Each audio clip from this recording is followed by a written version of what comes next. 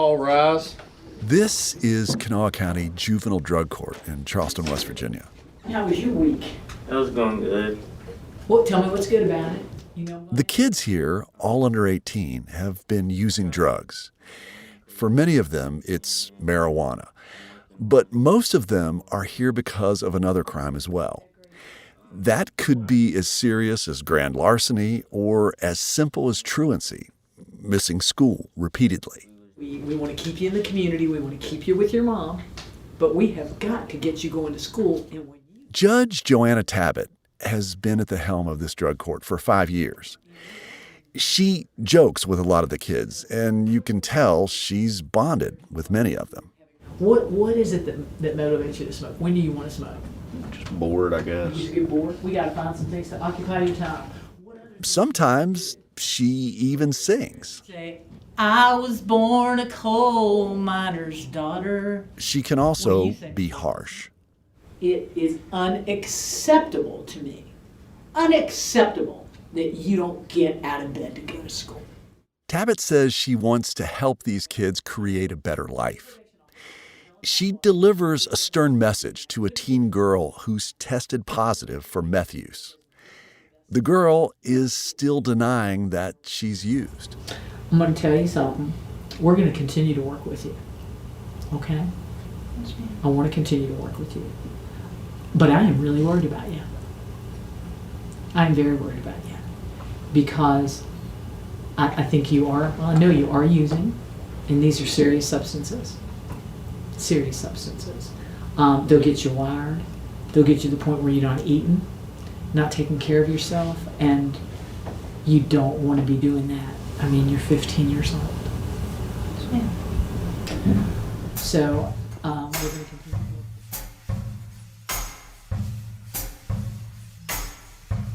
Drug use is a public health crisis in West Virginia, as it is all across the country. And the COVID-19 pandemic only made things worse. Overdose deaths increased, and isolation hit people with addictions hard when they couldn't access resources they needed. And as West Virginia continues to wrestle with these complex issues, there's a fair amount of consensus that we cannot incarcerate our way out of this problem. But how to solve it is another question entirely.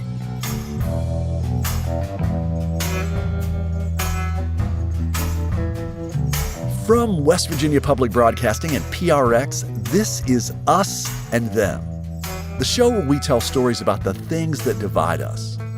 I'm Trey Kay. In this episode, we look at one tool that's being used across West Virginia and across the country to treat drug addiction within the criminal justice system. Hey, good evening. I'm going to call Juvenile Drug Court into session. Drug courts divert people away from incarceration and into a rigorous treatment program. The first drug court in the U.S. opened in 1974 in New York City, where strict drug laws created a wave of cases that overwhelmed the criminal justice system. Adult drug courts eventually led to juvenile drug courts, the first of which opened in 1995 in California. In West Virginia today, there are 29 adult drug courts and 18 juvenile drug courts. I guess we're getting away from calling them necessarily drug courts and refer to them more as treatment courts. But what they are in an adult world and a juvenile world is they're diversion courts. Judge Tabbitt says giving juvenile offenders options is essential.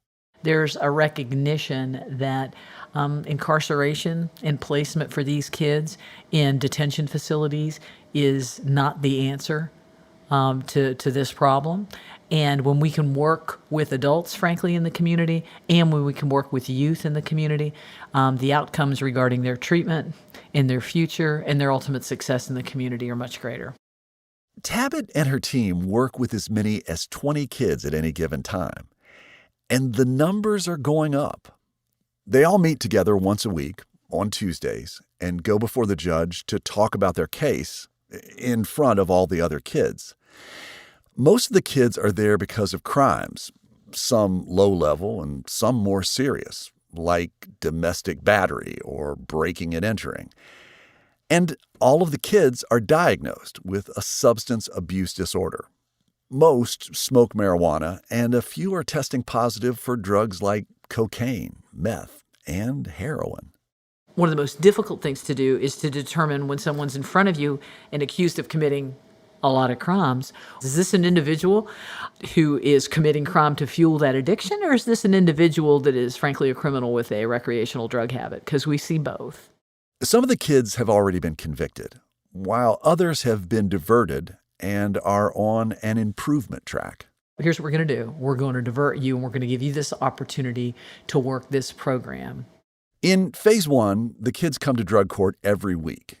And if they get to Phase 2, it's every other week. Phase 3, every 2 or 3 weeks. They're drug tested regularly, they have a strict curfew, and they need to keep going to school. They do community service. Theoretically, they can complete drug court in 7 to 8 months. And that's if everything rolls perfectly and there aren't any relapses. But of course, relapse is part of recovery. We understand that. The drug court treatment team includes a probation officer, a therapist, and educational resources. There's grant funding from the Greater Kanawha Valley Foundation to help kids and their families with more basic needs, like food and transportation. Us and Them also receive some funding from that foundation. I understand. I can't get them to sobriety in these self-actualization needs if they are struggling with fundamental needs and they're worried about getting their utilities paid, getting their rent paid, things like that, not having transportation. And we are able to use these monies for those purposes and have helped families that way. And while Tabbitt says drug court is a gentler approach than a regular criminal proceeding, she makes sure the kids know this is serious. It's formal. I mean, I take the bench. I'm robed. They need to know that, but I also want to be able to engage with them in a way they may not feel comfortable engaging with me in open court. And frankly, they do. So it works. Can you give me an example of maybe how that would be? Yeah. It's tough to give you an example. Maybe I'll invite you to come and watch sometime. I took Judge Tabbitt up on that. Earlier this fall, I sat in on juvenile drug court. And it was evident right away that this is not your average criminal proceeding. Night with friends. When a participant is doing well, for instance, if they pass their drug screen, they get to spin what's called a wheel of incentives. Night with friends. Yeah. Oh, that's a good one. But Tabbitt is a judge, and there are penalties, too. Here she is talking with a young man who broke curfew last week. But what we're going to do is, because of that curfew situation, we're going to whack your curfew to 6. From 7 to 6, okay? Yes, ma'am. So you got to be home at 6 o'clock. There is no one-size-fits-all approach with these kids. Some of them relapse, and Tabbitt gives them another chance. Like this young man who tested positive for marijuana. Judge Tabbitt said she appreciated that he was honest about it. I won't take this as a bump in the road, because relapse is part of recovery, and you had a slip up, but we got to get it corrected. Or that 15-year-old who's using meth, she still won't admit it. But the drug tests are clear. Nobody here wants to kick you to the curb. Everybody here wants to help you, but we can't do it if you don't help yourself and commit to it. Others break the rules, and Judge Tabbitt dismisses them. That's what happened to one young man when I was in drug court. He got caught smoking pot, and he had several incidents in a row that week. Well, what happened Friday night? I snuck out. You snuck out. What time? Like 10 to 1. 10 to 1. He also got caught with a marijuana vape pen twice, and he was hanging out with another kid who was on probation, and that's prohibited. I don't like to do this, but I just don't think that you are benefiting from what it is that we are doing. in drug court, and I know you were told by Judge Salango that drug court was your last opportunity to get it together. But I do think that you self-sabotaged for whatever reason. I don't know why that you did. But we are going to dismiss you from drug court. And consequentially, you have an understanding what will happen now? Placement. What's going to happen? I gotta go see my actual judge, and she'll send me off to my Now placement. that's going to be her decision.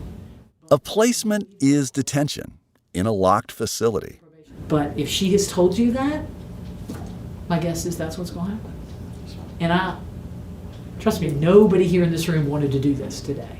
But we do feel it's the best thing for you.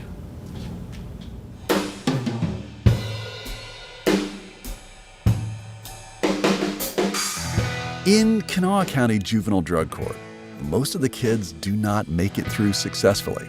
The graduation rate from 2014 to 2019 was 29%. That lines up pretty well with a recent study in Montana, which reported an average graduation rate of 35%. But another survey of treatment courts across the U.S. found a juvenile graduation rate of 62% in 2019. In West Virginia, the juvenile rates vary widely, from 11% to 75%. Now, Judge Tabbitt only took over in 2018.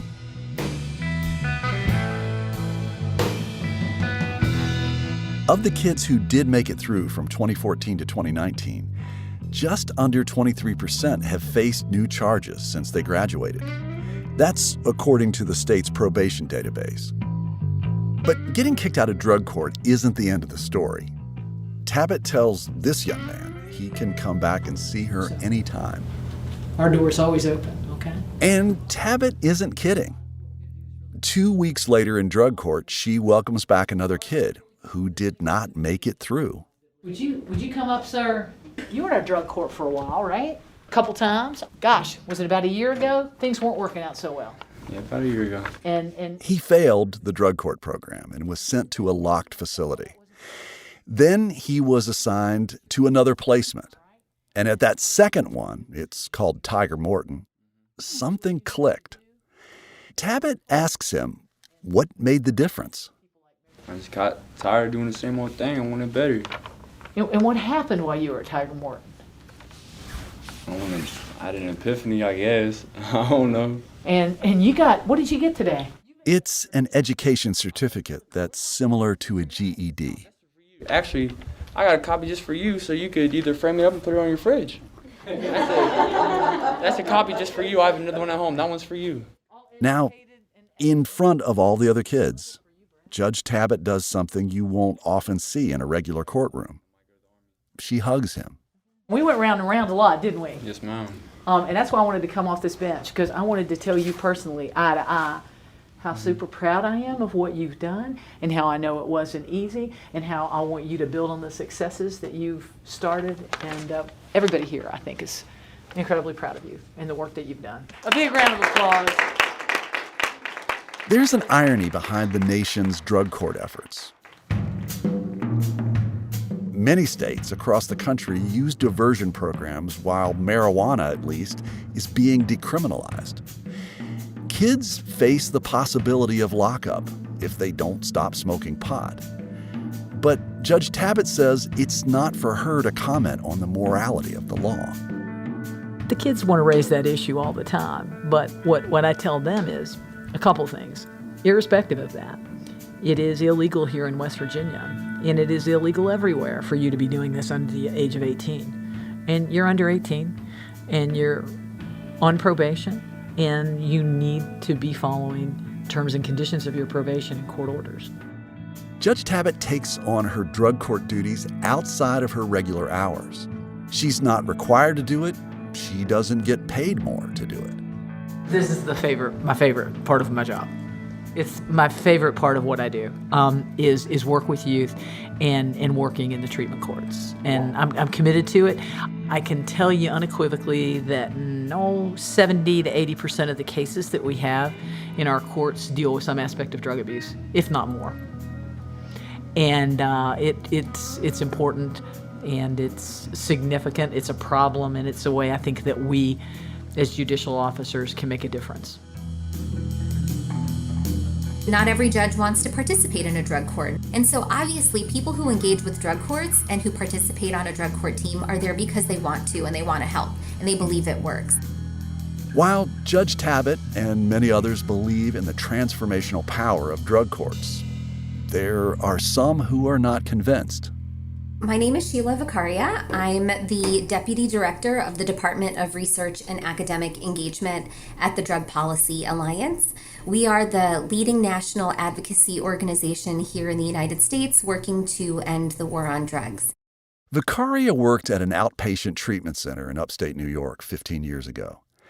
She was getting her master's in social work and was new to the field. She also served as the treatment center's representative to the county drug court. But she didn't stay in that job long. I couldn't even make it a year, and let me tell you why. Hardly anyone that I ever did an intake assessment on ever made it to my aftercare groups. And to me, that was such a clear indicator that there was something wrong in what we were doing. She believed many of her clients just needed a few more chances. The program's format felt too rigid, too punitive. Watching someone urinate in a cup and then testing them in front of them and then expecting them to open up their hearts in treatment and to be open about their struggles when I was also like de facto the cops. I was policing them, I was monitoring them, and I was the deliverer of punitive consequences myself. Vicaria went from there to working as a mental health provider at a needle exchange in New York City. When she was no longer drug testing people or imposing sanctions, she found she was able to have more honest conversations. I wanted to understand their drug use. So tell me what it is about what was happening this weekend that led you to use crack. You know, if people were telling me about their heroin use, I would also ask, did you make sure not to use alone? Were you mixing with other drugs? Was someone there to administer Narcan if you needed help? Vicaria says one key difference was that abstinence was not necessarily the end goal. Instead, the clients set their own goals. I worked with many clients towards abstinence over the course of working with them at the needle exchange, but I'll tell you that one of the best strategies for achieving abstinence was them getting housed.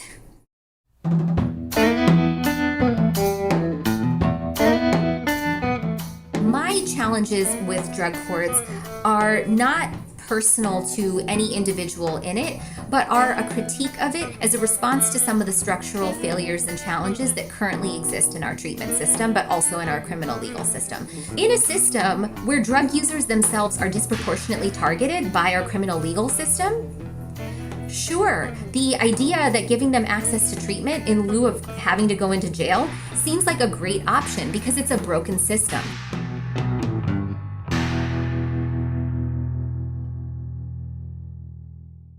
Vicaria has several specific criticisms for drug courts.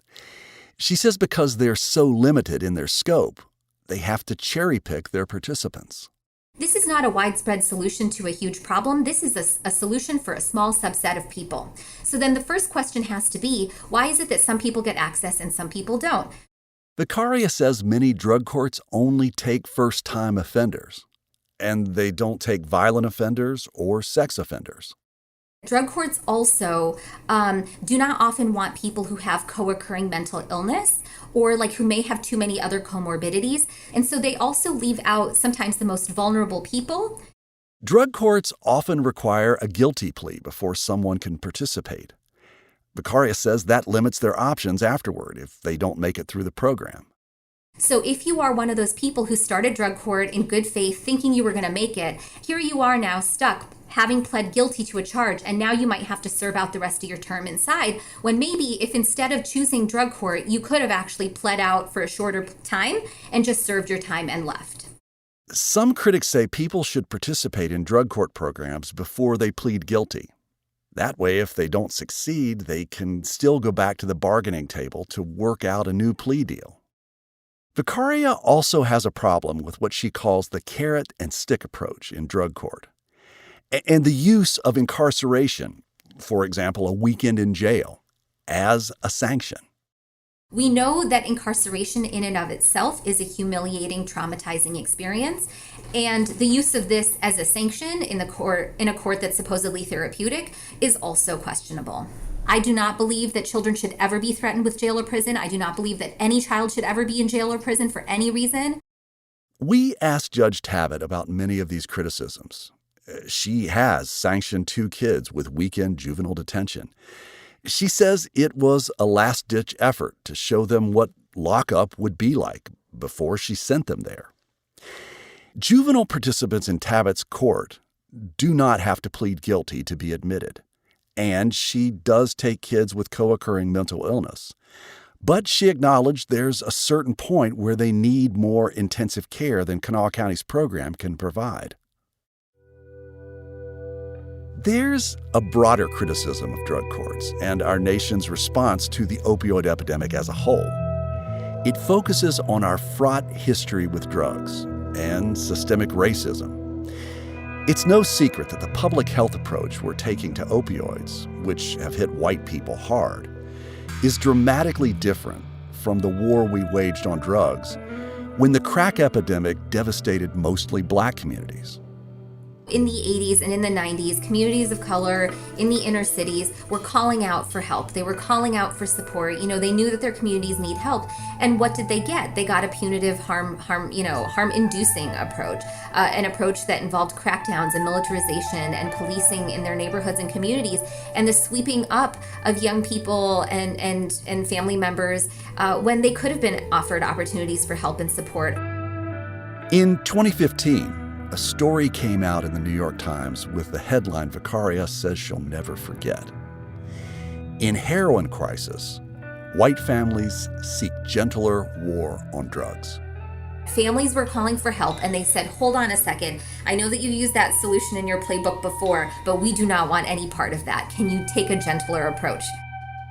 Drug courts may be part of that gentler approach, but to Vicaria, there's still another arm of a larger system that's broken. The problem is the system, and the drug courts are one pathway, supposedly, for some people to kind of navigate it, but it's not readily available or accessible, and it also doesn't challenge the existing system. It doesn't actually create change for anyone else. When we come back, we'll visit an adult drug court in Huntington, West Virginia, a town that once made national headlines as a hotspot in the opioid epidemic. We had so many overdoses and a number of deaths and so forth that really put the spotlight on it. Were you hopeless before, or? I guess I had my hopeless moments, yeah. And all of a sudden, I thought, you know what? There's got to be a better way. You're listening to Us and Them. This show is supported in part by the West Virginia Humanities Council, the Greater Kanawha Valley Foundation, the CRC Foundation, and the Daywood Foundation. This episode is supported with a grant from the Just Trust.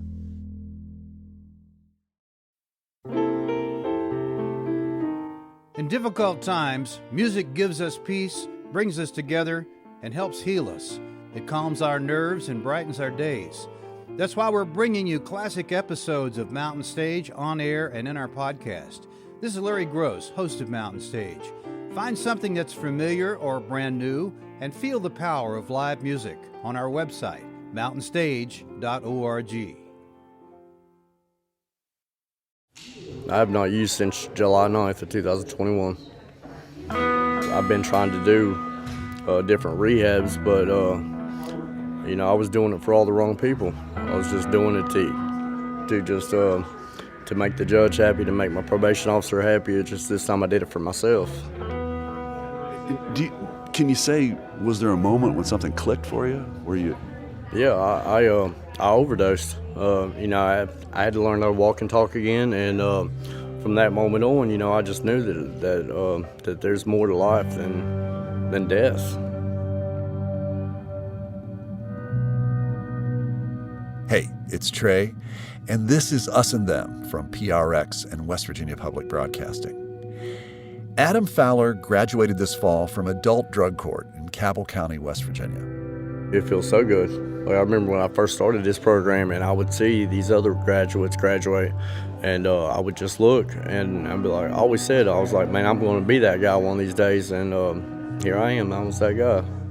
At the Cabell County Courthouse in Huntington, you can see some of the progress they've made in the fight against opioid addiction through widespread cross-community collaboration. But 5 years ago, reporters came to town for a very different reason. Burger King, Station 3, 3210 Washington Boulevard for an overdose. This is an episode of PBS NewsHour from 2017. It's not even 10:30 in the morning in Huntington, West Virginia, and it's happened again. Another overdose, this time just outside a fast food restaurant. Well, I think it was really bad back in 2016 when we really started to get a lot of that national attention. Officials say there have been more than 100 deaths in Cabell County so far in 2017, with more than 2,000 overdoses expected by year's end. We had so many overdoses and a number of deaths and so forth that really put the spotlight on it. Judge Gregory Howard is Chief Circuit Judge in Cabell County, and he oversees the adult drug court.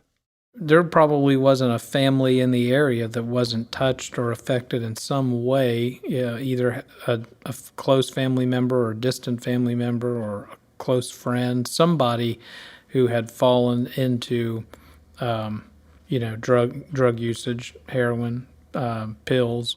But today, Judge Howard says Huntington has become a hotspot not of overdoses, but of recovery.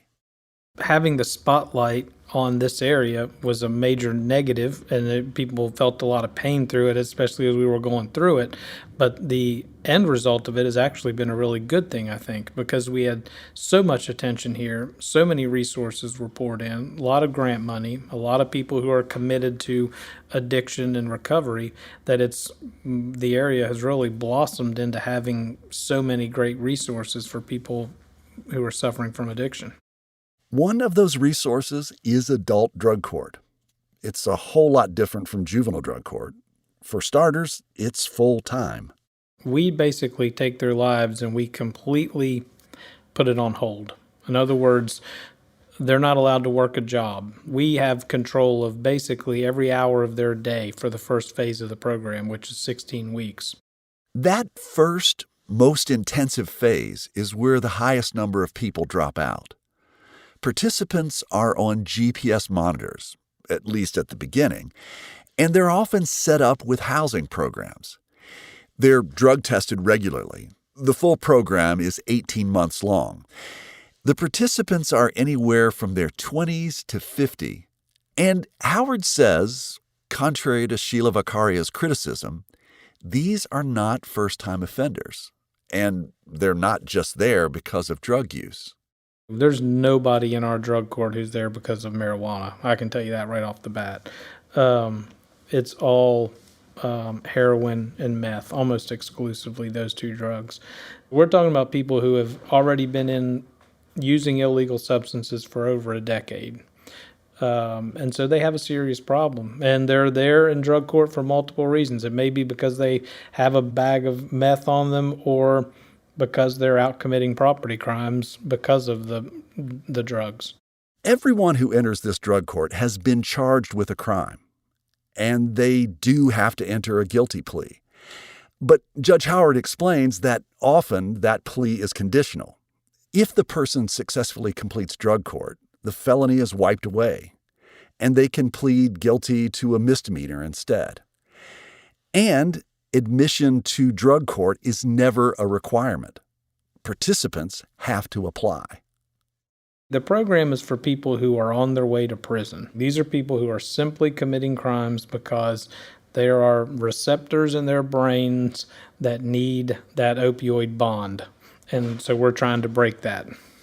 And the critics of drug court believe that for the people who have a problem with dependence, that treatment and support should be available without the threat of jail or prison time. What do you think of that? I just don't think it's practical. People that have that mentality, I don't think truly understand the criminal justice system and how it merges with addiction. We're all about people having autonomy and privacy and freedom as much as possible within the program, but they do have to have accountability. Howard has been overseeing drug court since 2017. He's seen it work. And over the years, he's seen a trend. Participants are more committed, and they stay sober longer. According to the data from the West Virginia Supreme Court from 2014 to 2019, nearly 60% of Cabell County drug court participants graduated. That lines up with a recent survey of thousands of treatment courts across the U.S., which found the average graduation rate in 2019 was just under 60%. Most studies of drug courts in the U.S. have found that they do lower recidivism. Of Cabell County graduates, about 13% have been charged with a serious crime since they finished drug court. Do we have failures? Of course. I mean, we have fantastic successes and we have spectacular failures as well. Occasionally, we have someone who will OD and die while in the program. And then we also have a number of people who will go through a lot of relapses. And some of those people end up having to get kicked out of the program. We hate to do it. We try not to do it, but sometimes we're left with no choice. Howard says he rarely kicks someone out for relapse alone. It's usually based more on behavioral issues. When that happens, they have to go back to prison, and then that's kind of like just a reset. They start over. But drug court truly is a court of second chances. You know, most of these people have an underlying problem as to why they turn to drugs in the first place. And then they get in a system, they're used to the criminal system where they're constantly looked down on and punished, and then they get into this program and they realize, hey, these people care about me, you know? They want to see me succeed. This is the first time anybody's ever looked at me and said, we want you to succeed. Do we have all 4 graduates here? Raise your hand if you graduated. This is a graduation ceremony for Judge Howard's drug court. They have these 4 or 5 times a year. Thank you guys for being here today. This is one of our great celebrations in Cabell County Drug Court. Today, there are 4 people graduating, including Adam Fowler. You heard him earlier. His probation officer shares a bit about his journey with the court. This man, before we got him, was dead in a hospital bed, in a coma, okay? And he did it. He overcame it. To come from where you came from to where you are today is nothing short of a miracle. You did it. You know, it's on you. And I couldn't be more proud of you, so good job.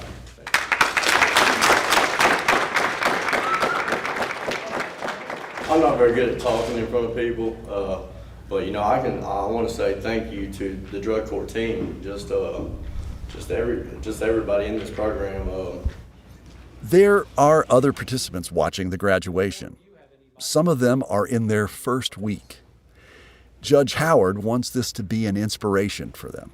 Anybody that thinks that drug court doesn't work, just look at these graduates and tell me that to my face, because I don't buy it. If you're willing to put the time in, you will be a success like these people. I caught up with Adam Fowler after the ceremony. So, how long had you been using drugs? The last 15 years. How old were you when you first started? Probably 14. Actually, it'd be longer than that. It'd been 16 years. How old are you now? 31. How are things different now that you've been through this process? I want to live life today. That's just what I want. How's that different from before? I don't know. You didn't want to live life? I mean, I did, but I didn't want to do it without drugs. Yeah. I guess, I don't know. Were you hopeless before, or? I guess I had my hopeless moments, yeah. I want to hear, like, what happened with the overdose, and you said you had to learn to walk and talk again. I mean, what happened? Just heroin. Heroin just almost ruined my life. Just, I did too much, and it just put me in a very bad state. Were you in a coma? I was on life support for 33 days. 33 days or something like that. On balance, the whole experience, was drug court a positive or a negative? It was a positive thing, for sure. Like, it was definitely a lot of hard work, but everything about it, looking back, man, it was nothing. It did nothing but help me. There's another person at this graduation who knows this process intimately. My mom is an addict. She was one of the first people who I started using with. And as a child, we don't ever think that our parents are going to steer us in the wrong direction. But sometimes people make a choice. Some people, eventually it does become a choice. Some people are born into it. Robin Solomon works as a support specialist with the people in this very drug court. But back in 2019, she was the one graduating. Started off with marijuana, then I started drinking, and then it was any kind of, Xanaxes, Klonopins, any kind of pill, and then it went from that to heroin. When all of, we were flooded with the opioids, Oxycontin, Roxycontin, those, then, methamphetamine hit the scene, and I tried that. I would do anything that was put in front of me to make me, not deal with reality. And how old were you when you started using? 13. How did you feel about having the threat of prison kind of hanging over you in the drug court process? I think at first it was like, oh man, I'm going to go to prison if I don't do this. But then what happened is we're in Huntington, overdose capital, and my friends were dying. So death became my reality. If I didn't do this, it wasn't about prison anymore. It was about, if you don't do this and what it's teaching you, you're going to get out of here and you're going to die. I could have made it in prison. I'd been fine. And then I would have got out of prison and I would have not learned one thing, and I would have continued using, and I would be dead. We probably wouldn't be sitting here talking right now. When I say death, I'm talking about not just physical, but there is spiritual death, and there is like to where you're just a shell of a person just walking around. So, those concepts to me became like, I do not want to die, so I have to do this. You said that your mother used drugs, and she was one of the first persons that you used with. What's she doing today? She's actually she is going through liver failure and kidney failure, and she's doing her best to stay sober right now. Solomon has not used drugs since July 17th, 2018. She says she's in her first healthy relationship, 4 years running. And just as she first started using drugs with her mom, now mother and daughter are both doing their best to stay clean. The people we talked to for this episode don't all agree about the effectiveness of drug courts or how they should be used. But they do agree on one thing. Drug courts are just one tool among many to address a complex issue. There are no easy answers. I'll be honest with you, for years, I didn't know how to react to people that I was dealing with. Jan Rader leads the Mayor's Council for Public Health and Drug Control Policy. But at the height of the opioid crisis here in Huntington, she was the fire chief. She responded to more overdoses than she cares to remember. And all of a sudden, I thought, you know what? There's got to be a better way. And I started talking to my patients. Rader would stay on the scene, talking with people who had just overdosed and their families.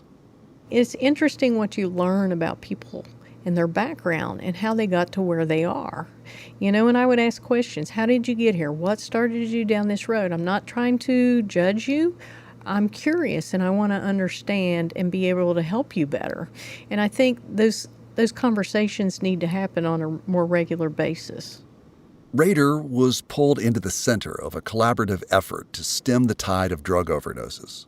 It transcended departments, cultures, and even opinions. And that was in the fall 2014.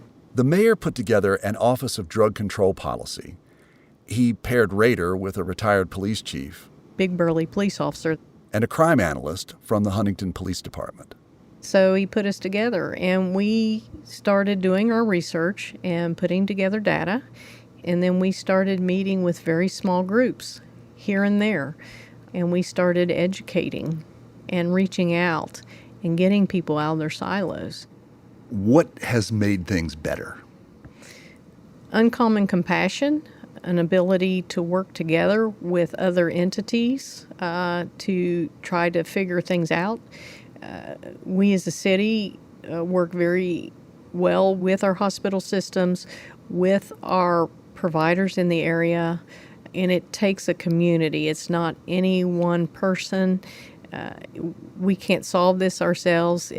It's a community that comes together to work on something, and that's what makes us unique.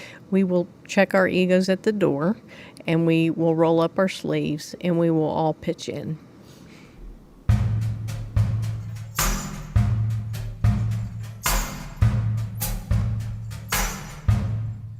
Many people who work in this field are hopeful that the settlement money from lawsuits over the opioid epidemic will continue to strengthen the response to addiction. The state of West Virginia has settled with several major pharmacy chains, Rite Aid for up to $30 million, and Walmart and CVS for a combined total of $147 million. While these high-profile cases continue in court, the public health crisis from opioids is far from over. The CDC says from 2019 to 2020, overdose deaths increased by 31% nationwide.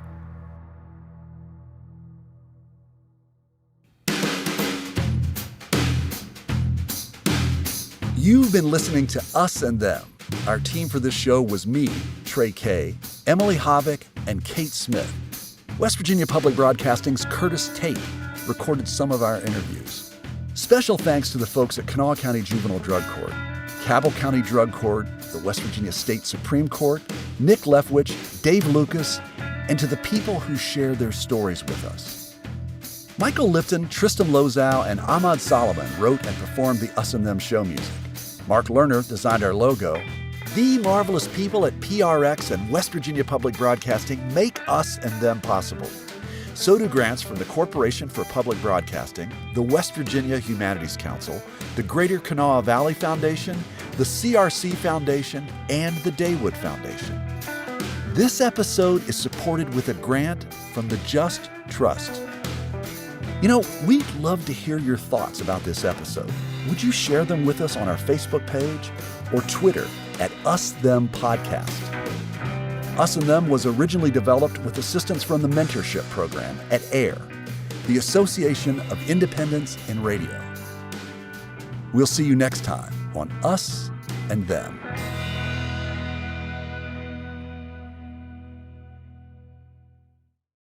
Support for this podcast comes from the Corporation for Public Broadcasting. From PRX.